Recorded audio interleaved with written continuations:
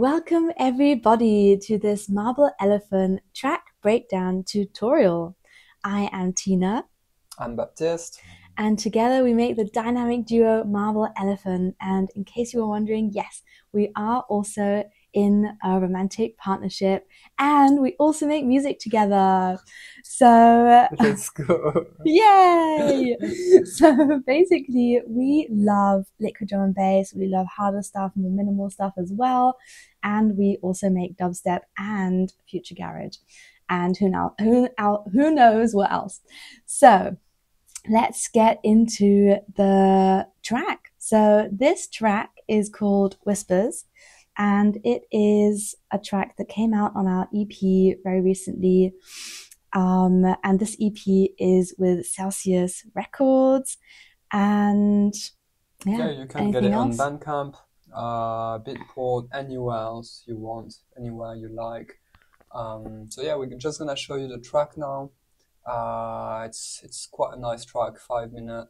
Hopefully you're gonna enjoy it. So yeah, let's get right into it and listen to it now.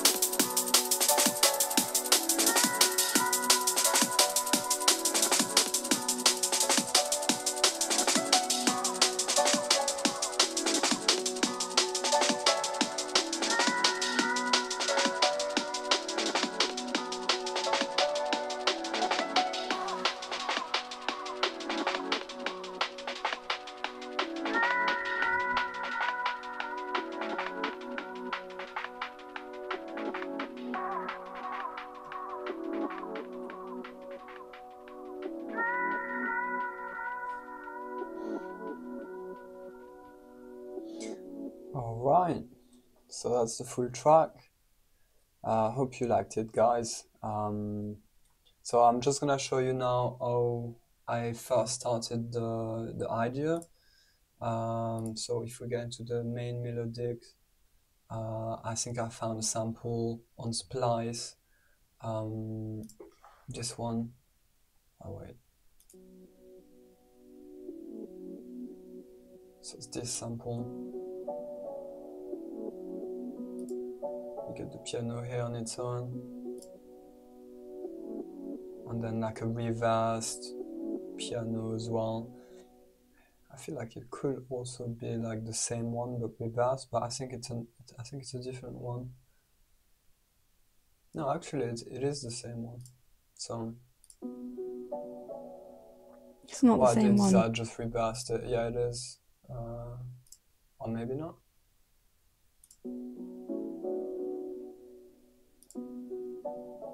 It's not. It's not, but it's very similar. I thought it was the same because of the waveform. So I just reversed it to create this like variation in the melody.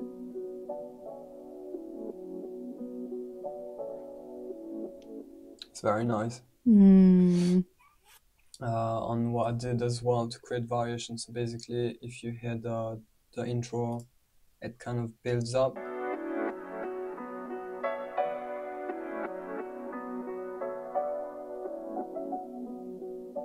So what I did here is that I created an automation with an auto filter. So what happened here is that you get the filter, like the automation is like opening up.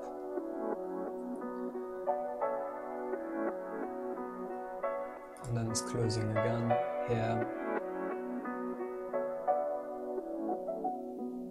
So that's creating variation on dynamic in the track. As you can see, there is a lot everywhere, all around the track.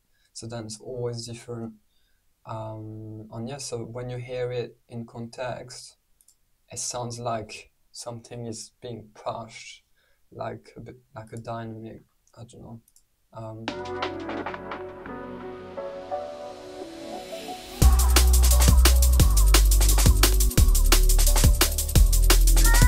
So yeah, basically that's what I did here for the main sample. And obviously after that, I like to do the drums. So then I get directly the context how the track is gonna be sounding. So when you got the main sample and then the drums, you got a feeling on how the tune is gonna be sounding like a bit at the end. So yeah, it was roughly, I think when I started it was roughly like that.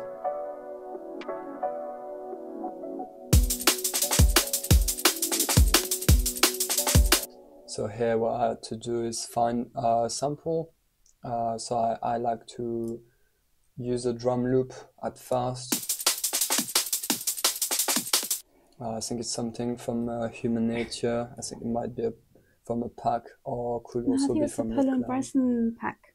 Paul and Bryson, yeah. So on Loop Cloud there is a Paul and Bryson pack with some cool drum loops. So I used one of them, which I really like. And I did a tiny bit of processing on them. So there is nothing much on the channel itself, just a small EQ. And then what I like to do with drum loops to make them a bit tighter is using the transient shaper built into Ableton. So when you go to this, you select beat, and then this little arrow, and then you can like turn this down. It's very useful. So for example, the main break used to sound like this, and I modified it a little bit. So it's very subtle. You need to find the sound that resonates with you. For me, 80, I felt that was the right thing to do, so I did that. You could also made it even less dynamic by making it less. So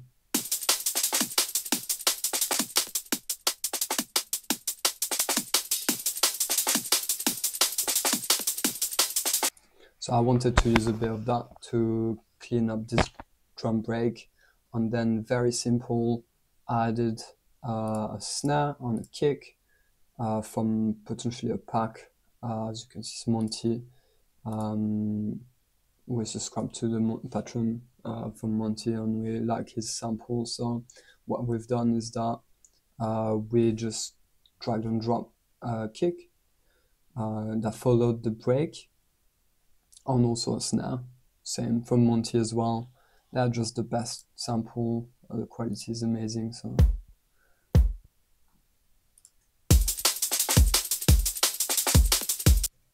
And then when you add the snare to it, so yeah, not much processing on those drums. The kick literally has got nothing because we really like the way it sounded, so we just decided to use it like that. I'm just wondering, so sometimes I will like lower the gain on different drums, like the kick. Like for example, this one I will put it at 0. On this one I would put it at, let's say, a little bit like that, like 0.40, just to create a bit of variation. But here it seems like we probably forgot to do it. Snare as well. Oh no, snare, there's a bit. So yeah, we did it with the snare. So the snare on its own sounds like that.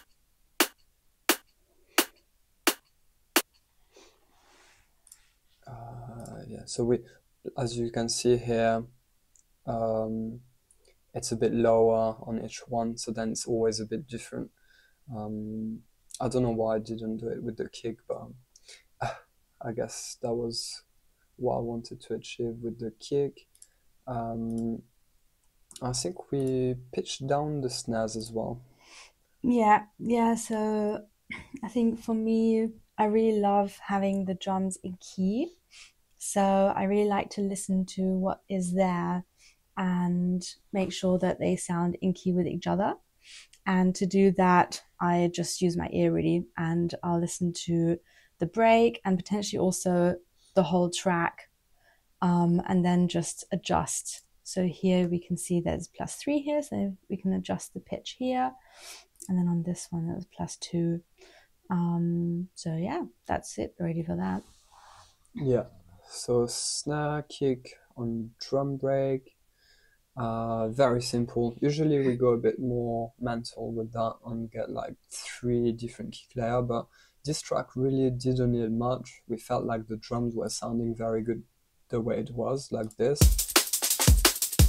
For us, it's just good the way it is. So yeah, well, what I did on the drum group is that I did an auto filter as well. So as you can hear in the intro, it's like, you know, the curve is like See it here as well. Yeah, so it's just going up. You can see it here on the auto filters, and then it's going down, up, and then it opens again. And then I added a plugin from Ableton, which is called Full Parallel. You can find it in the audio effect, dynamic, and then you go into glue compressor, drum, full parallel, and you can just smack it straight on the drum group, which is quite good. Usually you could also put it in the return track in the buses, but yeah, here I like to do it this way. And yeah, apart from that, the drums, that's I'll show about it. how it sounds without the Oh yeah, sorry about that. So that's without, and that's with.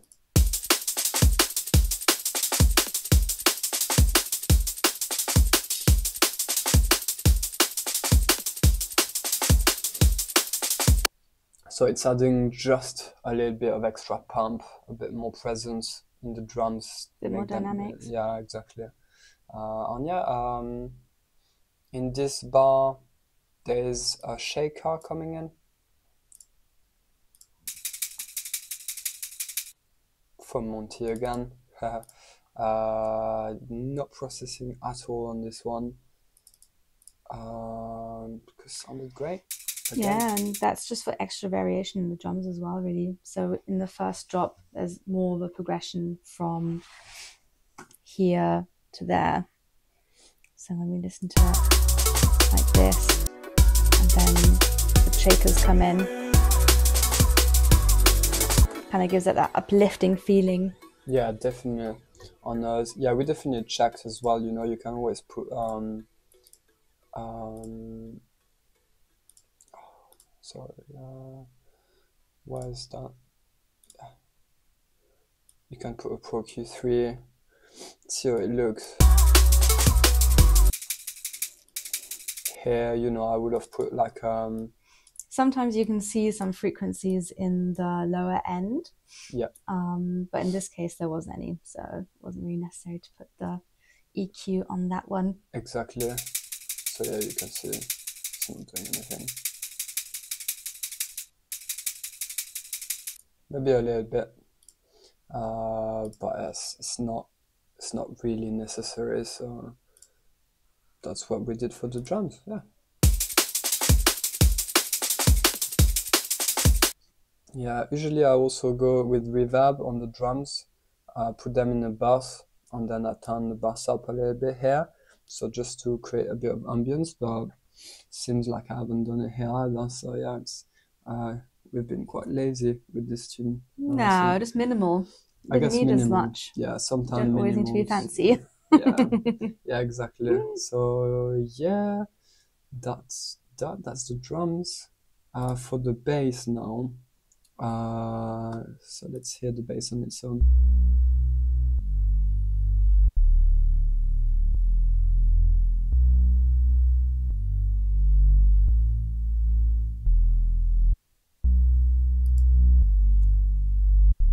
So yeah, just a simple pattern, quite a low bass, quite minimal.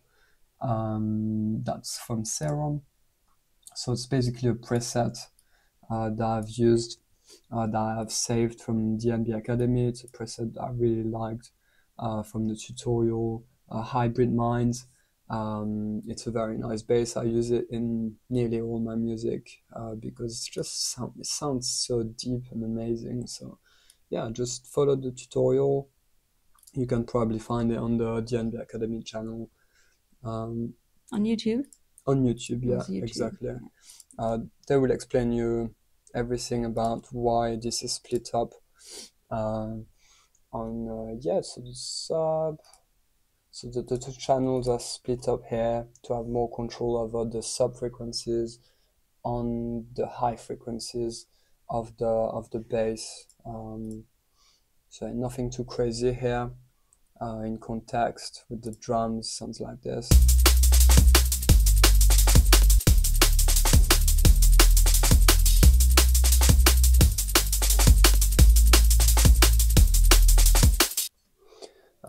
So yeah, apart from this, so what I like to use in my tunes when I come to this point, when I got melody, main melody, drums and bass, I feel like the tune is going very well. Then I'm gonna start adding vocal chops, depending on how I feel.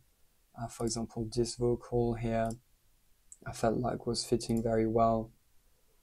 Is this one from Splice as well? Yeah. So basically the vocal, the way I found it was like this, so without any processing. It's like that.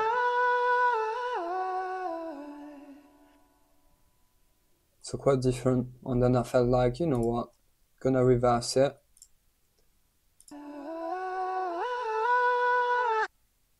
And then I was like, you know what, a little bit of chorus as well, because chorus and vocal is so great. It's adding a bit more texture, a bit more, it's more interesting. That's from Arturia, the detune preset, and I adjusted the mix a little bit as well. Then a bit of echo from Echo Boy. Just tweak the knob the way you like it. And then an EQ as well to clean up any low frequency that got added with the process of adding chorus and Echo Boy. And yeah, a bit of EQing, raising the high end a bit so it sounds a bit more crisp and clean in the high end.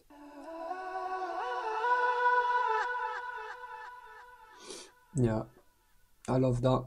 It's so amazing. Like, I love it so much. And then there's another vocal. Oh wait. I think similar processing. So what I've done here is I think I copied and pasted the processing from the first one. Maybe the EQ is different. Yeah, it is a bit different. But I could have done other stuff as well. I could have raised it here. It just really depends. Like, when you're in the flow, sometimes you just want to, you know, do different things at different times. And yeah, and then there's another vocal here.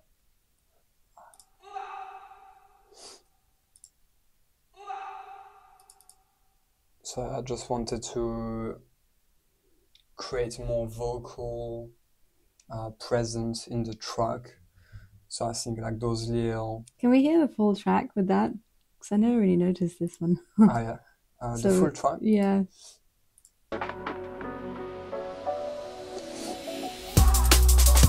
Wow, yeah. That's cool. Yeah, so I think this one I added it here because I felt like it was really adding a bit of a push in the drop. As you can see here, it's kind of like rising, and then this is in my head was like being used as a crash, but not really, you know. It's kind of, and I felt like that was going well in the breakdown and the drop, sorry. And yeah, processing. So here I raised it a bit because it was probably a bit low. Let's hear maybe the sample without any processing so we can see how it sounds. It's got a reverb on there. Yeah, there is a bit of reverb in it. Yeah, so then reverb. And from here, really, it's nearly done. Bit of chorus, and then EQ to clean up the low frequency. Very simple, very effective, very nice. And then yeah, there's a few other vocal chops here and then. Oh wait, I think I accidentally dragged that into this group earlier. Oh yeah. Wait, let's just get it out. There we go. Nice. So what's this one? Yeah. So on this one, let's use this one. There's a small Echo Boy. So all those vocals here, they're used for like dynamics. So they're used instead of FXs like risers, and they're used as dynamic elements. I feel like they're really good because people generally like to use a vocal in music, and then when you have a vocal like that used as an effect, you feel like you don't really need a vocalist on a track, because then the vocal bits are there, you know, it's there. I really like as well how this one really like introduces the first drop progression, because we've got like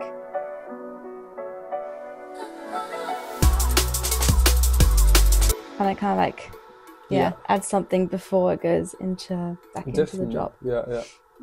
So yeah, that's just helping with the dynamic of the track. And then I think I put some processing on the group itself. So I created a group with the two vocals, and then yeah, you can hear like without any processing, it sounds like this. Oh wait. Obviously there's the echo from this one on the channel of the vocal number 2. So a bit of chorus again. Some EQing again to chop off the low end. And then Valhalla, which is used here for like an echo a bit. Oh, it's like a huge space. Huge room, yeah. And then I think more EQing. Taming I felt like the maybe, space. it's getting a bit too much in this frequency. So yeah. And that's it for the vocals. Yeah. So then the ARP. I used Vital with a preset from I don't know where I found it. Crush Square plug is probably a DNB Academy preset as well from Ed Lunn, if I'm remembering well. So yeah, is the ARP.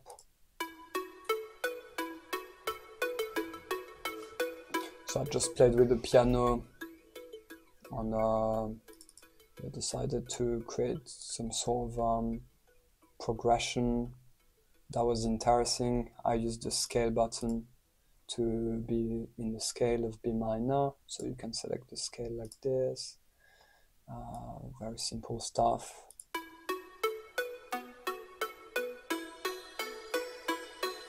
And then to add a bit of progression, the second ARP is a bit of a different one. Same Vital with another preset. Distant Majestic Lead, not sure where from, again. But yeah, with a bit of processing, again a bit of chorus, because I use chorus on the vocal, so then if I use chorus on the ARP, it's gonna feel a bit more like together. Yeah, you just love chorus. I love chorus so much. Yeah. Don't explain yourself. Chorus is great. Just yeah. It's lovely. Detunes a bit the sound, makes it more interesting. Do you want to explain what you've done with the deactivation here, maybe? Yeah, so basically, I think in this case, Baptiste already had the ARP coming in here. And when I was having a crack at this track, what I like to do, instead of removing it, I deactivate it, so 0, and see how that sounds. And then, yeah, I just never got rid of it. But, that way I can always go back to it, or Baptiste can say, no, actually, I do like it there, or whatever. So it's not like fully getting rid of it, but you're also not hearing it. So that's why that is deactivated there, and I did it there as well. Yeah. On the ARP group, you can see there's an auto filter again. So that's all part of the automations, I think. Let's pull it down. If you can see it. Yeah, auto filter. Here you go. So here, it's only very brief, but here you can hear it's going down.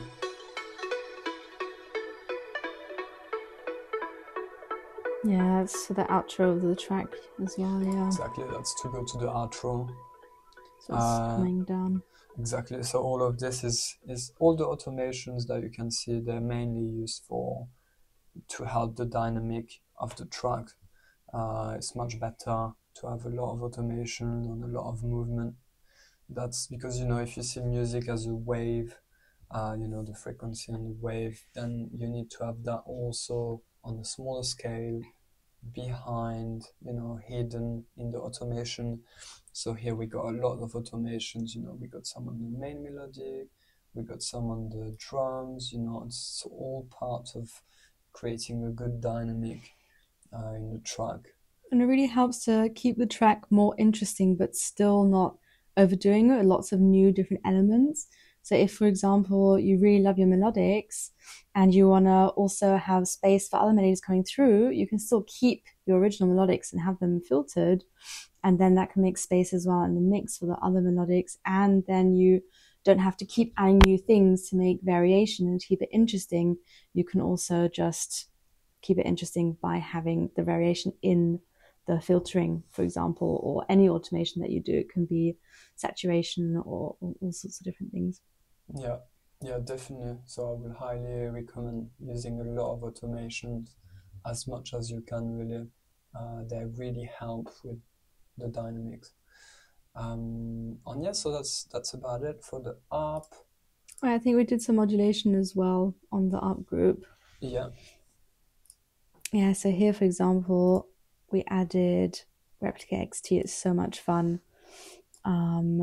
So let's see. So without it, yeah, so in this case, this is also a delay.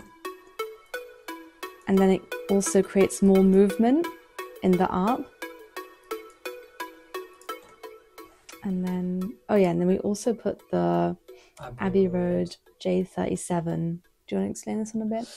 So this one is basically like, I think it's a tape emulator. So when you use it on a melodic, it's gonna make it a bit more warm, a bit more acoustic sounding. Sometimes it makes it more round as well. Yeah, it makes the sound a bit more round.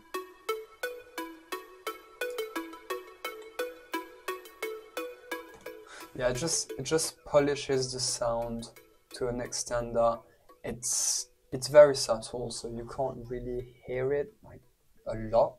But then in context, in the tunes, small details make a huge difference, and I just felt like it was the right thing to use here on this specific ARP. I don't use it too much, but sometimes I feel like it's kind of making the sounding better.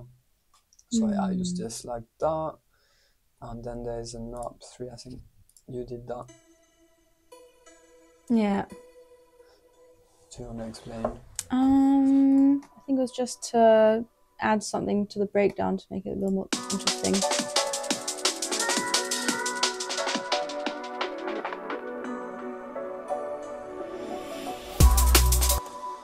Yeah, I just felt inspired to put that kind of sound in here with like a different melody, just to kind of get going again for the second drop, really.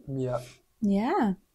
And then after Baptiste did all of this lovely work, I got to feel the inspiration from what he had done so far, and then I got cracking with some melodies here. So here we've got this one.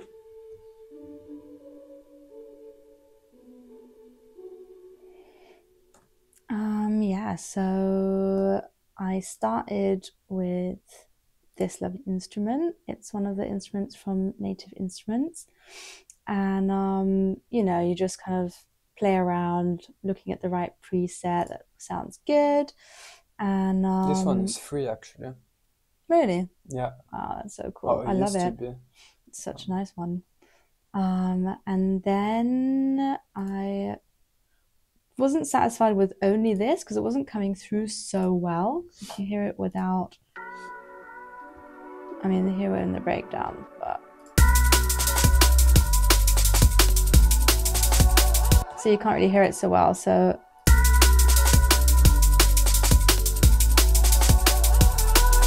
I layered it with this one, and this one is duets. Again, I just played around until I found something that sounded good with this one together. And I don't have any automations here, have I? Oh no, I do actually. So there we go. Now it sounds very different. So yeah, initially it would have actually sounded like this.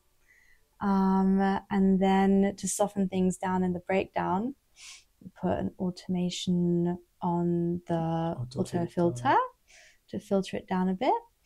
And then also on the actual melody group, we have a filter here.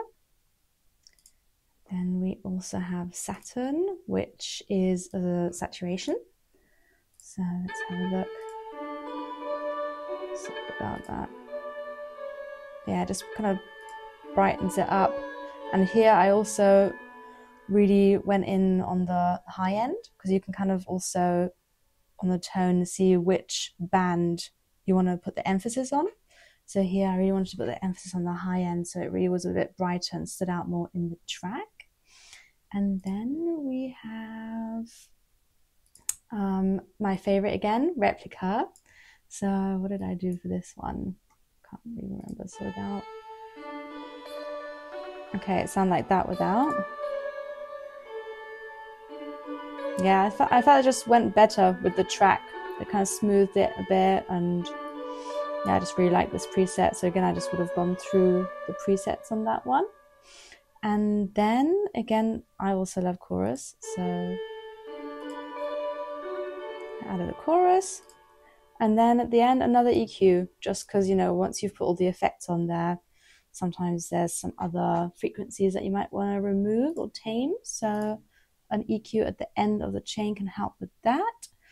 And then what's this? Then, yeah, so then I really felt inspired to have something more on the high end on the track here.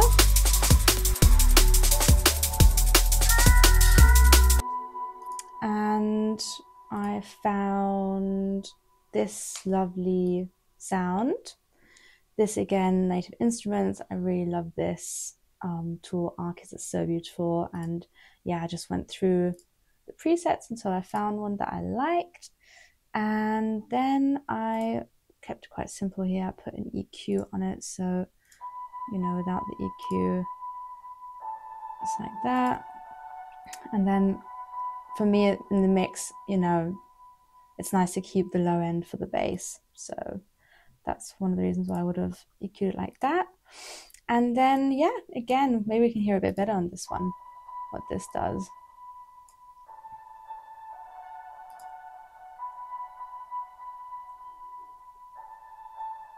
It's just polishing. It's polishing the sound, makes it a bit less robotic. Yeah. It's more, it makes it more organic. So it's not something you're really gonna hear like a lot, you know, like very subtle. That is lovely. Yeah. And then for the breakdown, I added these strings. So, you know, initially we had this going on, and then I really fancied putting some chords in there to kind of fill out the sound. So augmented strings, I think this is the free version, isn't it? Yes. Yeah. So, you know, you've got a few like different, have they changed it? It looks different now. So yeah, again, you know, would have just found one that fits well. Here I did chords that I felt would sound nice in this track. And then, yeah, another EQ and chorus. Chorus again. Then we've got Valhalla on here again to add that space. It adds so much, so without that it would be like this. And like this, we put it like this. Yeah, it just makes it more spacey, atmospheric as well. Yeah, bigger space. And then to tame things down, another EQ at the end. And then in this case, I really felt like just keeping it for the breakdown.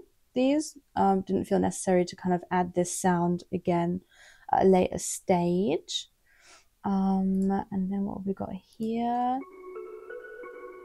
Oh yeah, so that's kind of in addition to this thing that I did up here to get back into the drop. I don't even know where I got this from. I think it looks like you resampled it from here. From one of the key. Yeah, I might have resampled it from. Maybe you created the melody, but yeah. Yeah, sometimes what I like to do is, yeah, exactly, you in the instrument, because this is filtered down actually, so it would have been like,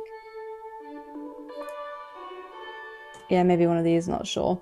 And yeah, so what you can do is you can, for example, if you want to keep a sound from another instrument that you really like, and you want to play around with it and still bring that kind of sound into the track, but not in exactly the same way, then what you can do, like I probably did in this example, is you can play around with the instrument, then you can add an audio track. Oops, I don't know why that grouped it straight away. There we go. And then what you can do is you can change this to resampling, and you can hit the record button, you solo whatever you're wanting to record here. Yeah, true. You solo what you want to actually record, and then you record it on this audio track. And then what you can do is, what I find really fun, for example, let's just have a bit of fun here. On this one. Is, for example, if we open up Hum, which is a really awesome reverb, what you could do, for example, is when you're recording, and you also want to press record here, and then you can go like that and freeze the sound, for example, and then, you know, you can just play around as you're recording whatever you're resampling. You can play around, you can even, you know, like change things and record as you go along. And then yeah, I mean, there's no limits. You can then put like lots of new effects on it as well to really change the sound. Like if you want to bring an element but you want it like really subtle in the background, you could put just like a shit ton of reverb on it and make a pad out of it or something. So you could literally make a pad out of these keys by resampling it, putting lots of effects on it. So that's a cool way of bringing keeping the same vibe. Yeah, keeping the same vibe and bringing in a new element that sounds in keeping with everything, but it is actually what you've already got. So that's really cool for variation. So yeah, and then on here we've got, just because I already put all the effects on, I would have recorded the effects on here and then just recorded it straight into this little melody. So then I just put an EQ on it afterwards. So then this way you stay in context as well with all the elements that you have. Because if you introduce too many new elements, it might sound a bit out of context. So what happens here is that when you resample, you're keeping the same vibe, the same instrument, just it's a bit different because you used another kind of processing on it. So then it keeps the tune in context, like everything is kind of glued a bit together and sounds good. Yeah, exactly. I think one of the struggles that we had the most initially was always thinking, okay, how do I bring variation, and then bringing in a new element and a new instrument and a new thing, and then you just got tons of layers, then it doesn't even sound good anymore because you just got too much going on. So to keep things really sounding nice together but still varied, it's cool to do little things like that. Yeah. So that's about it. Do you want to talk a bit about the intro? I think you did the intro, so do you want to? Yeah, I can tell. So there's not much going on in the intro. I like to start my tunes with a bit of a downer to, like, you know, you start listening to the tune and straight away it's like, you know. So I use the vocal that's fairly atmospheric.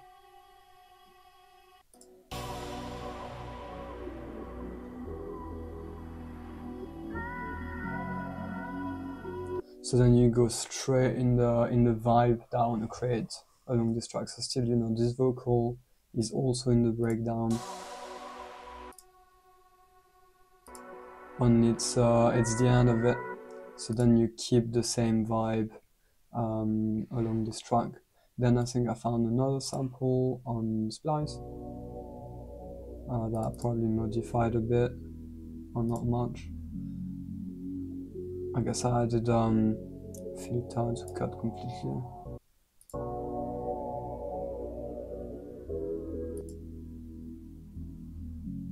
So here, yeah, I just wanted to feel the frequency with the low end, so it sounds a bit, you know, like mysterious. And then I also found another little FX, just to create something a bit weird, something, you know, like it's just interesting, you know, when you hear a tune on, you don't really know what this instrument is, or you don't really know what it is. I feel like it catches your attention and you feel like, oh, what's that? And then it just sounds good. And yeah, so I just found that on Splice as well. I felt inspired to use it. Then there's a melodic.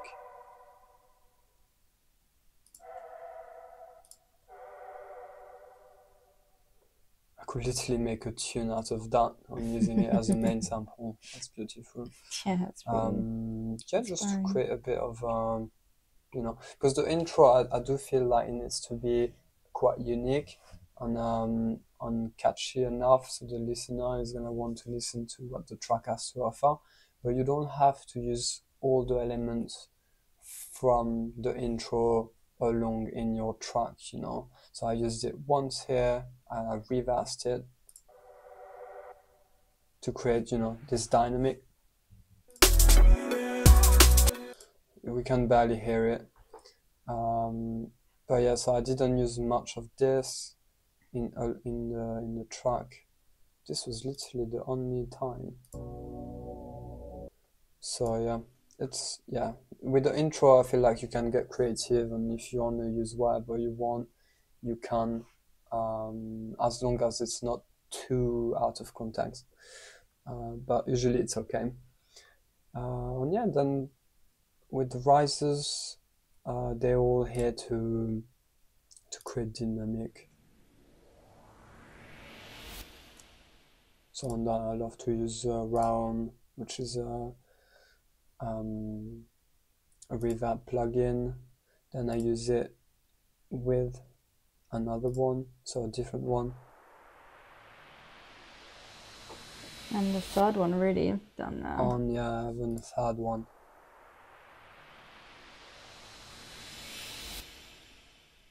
So then, you know, all of them together, they just sound amazing on full. You show it with the full track.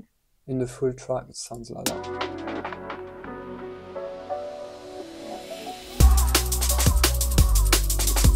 So you get this dynamic element. Again, I feel like here we've been a tiny bit lazy with the kind of effect we've put on them, but it just sounded good the way it was. So you don't need lots of effects on the risers and stuff. Usually they're pretty crush. As you can see, some Cymatics, you might know that they give a lot of free packs and stuff like that, so you can find them easily online. And then there's another effects here that, so a similar story as this one here. So here, as we don't really know what this is, it's used as a downer in relation with this one on this one.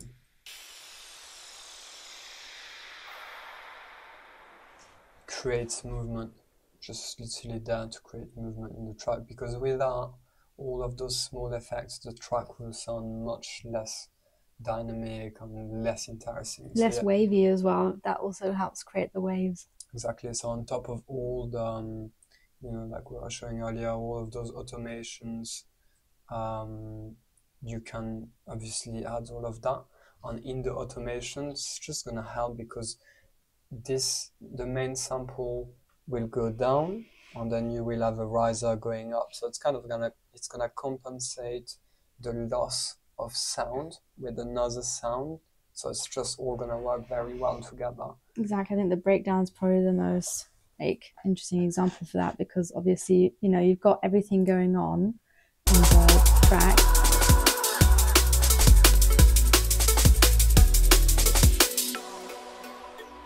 And then as you're kind of coming into the breakdown, you want it to smooth over, right?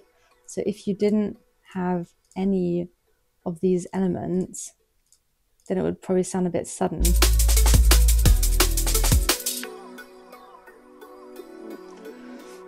Exactly, so it doesn't smooth it over in the same way. So that's really nice for that.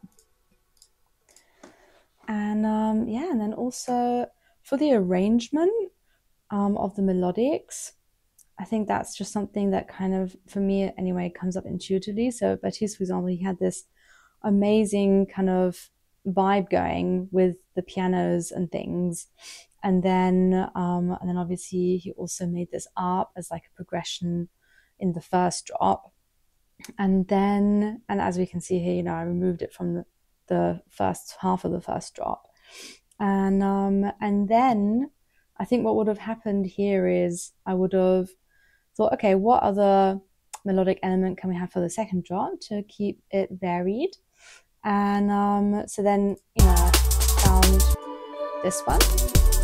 And then I thought, well, actually, I can already have this playing in the breakdown to kind of start introducing it.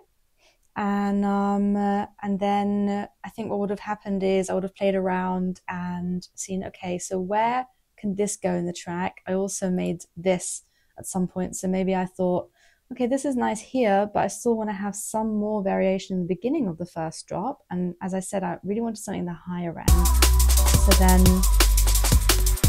we have this with a bit of this.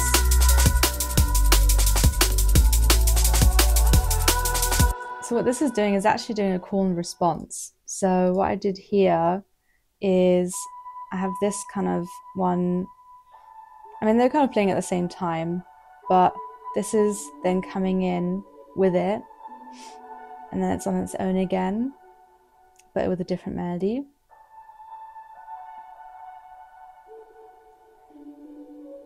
Yeah, call and response. Yeah. And then you've got the ARP coming in as well here. So then it's like you've got the ARP at the same time as this one, which sounds really nice. And then, you know, I always love it when what we've got sounds good together. So then, did I automate it here as well or not? Yeah, so then here you can see, for example, this one is playing full blast, full capacity in the frequency range. And then I, again, filtered it down so the ARP would sound nice with it. So here we've got it, this one in the foreground.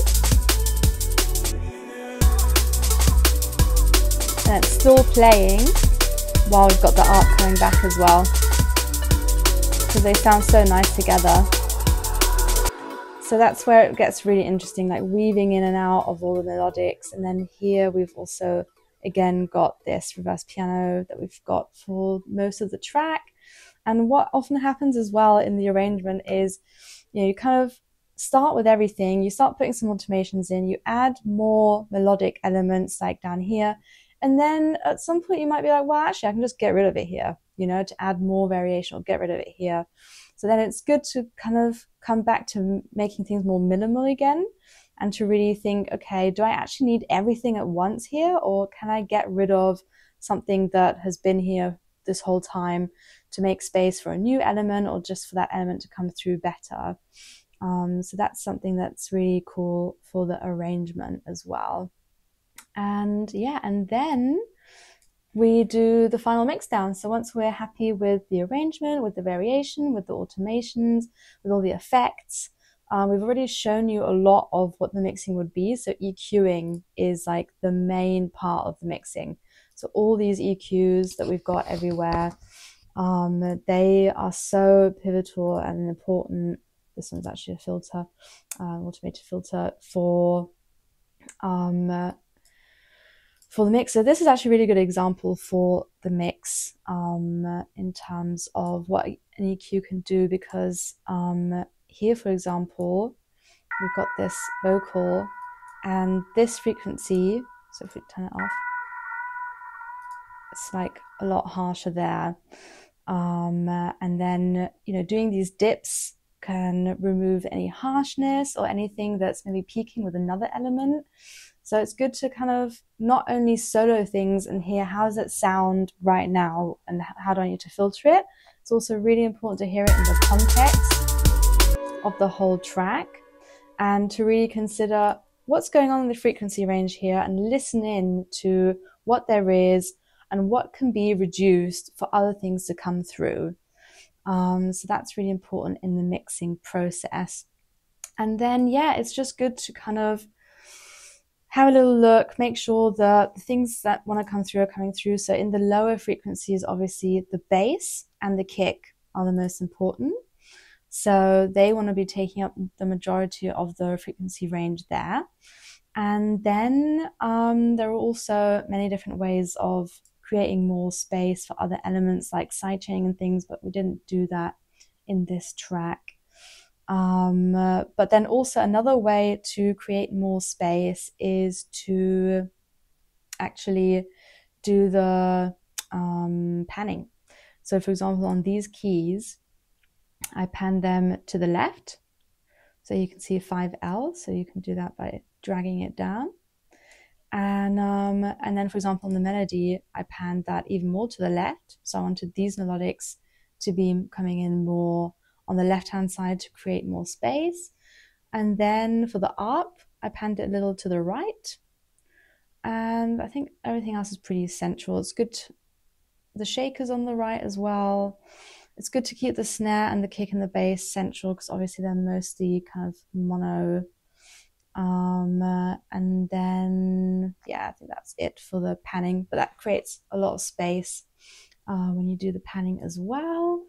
And then once everything is sitting nicely together, one thing that's really good to do in the mix, which we don't always do, but to get all the levels, it's really cool to bring all of the tracks down to 0 and to bring them up individually so they all sit well in the mix. That's a really awesome thing to do in the mix.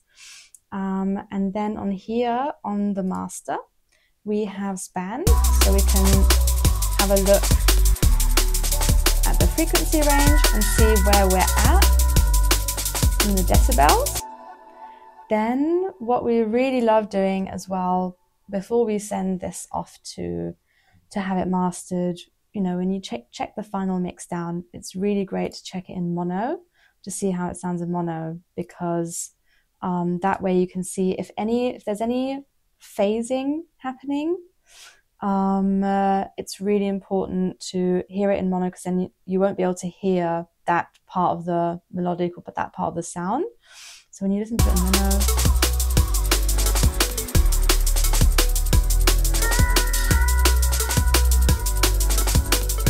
you can hear here that it sounds really good in mono. So that's cool. That's a good little one to check. And then this is a really lovely plugin from Waves, and it's basically it's an emulator of the Ocean Way Nashville mastering studio.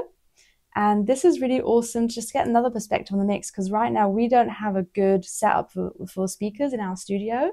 So we predominantly mix on these headphones actually. So to get another perspective on the mix, to see how it might sound in like a more organic studio setting, we listen to it in this studio on the computer. So this is how it sounds in the studio.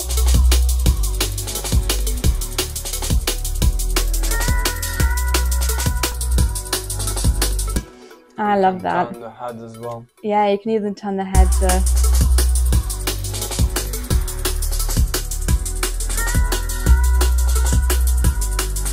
It's very good, that.